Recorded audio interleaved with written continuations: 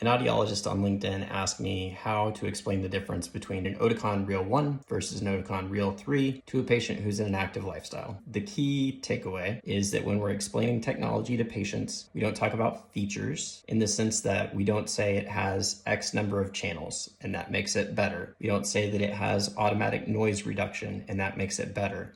We relate it to the patient and we relate it to their listening goals. So if a patient goes to dinner with their son every Friday at a noisy seafood restaurant, and over the past several years, that's become less enjoyable for them because they have more trouble hearing and they're concerned that they won't be able to enjoy this experience with their son in the future, what we do is we take a feature that the hearing aid has, and we talk about the feature relative to their lifestyle goals. So for example, if we're talking about Oticon Real 1, we might talk about automatic noise reduction. We might say that with the optimal treatment solution, when you go to the restaurant with your son on Fridays, even if the restaurant's really noisy, the hearing aids are going to be analyzing the noise around you and pulling up your son's voice and pulling down the background noise. When we go into the next tier down, say we're talking about a Real 3, it's going to be using the same sort of processing, it's just not going to pull the noise down as much. So you'll still be able to hear the voice, but you're going to hear more of the background noise. For you, that might mean that you might need to ask for repetition more frequently, or you might have to listen a little bit harder to follow the conversation. And then I think another key, with our goal being to remain our patient's trusted guide, we're not trying to guilt them into purchasing any one particular solution. I do think it's important, especially if this is a patient with an untreated hearing loss,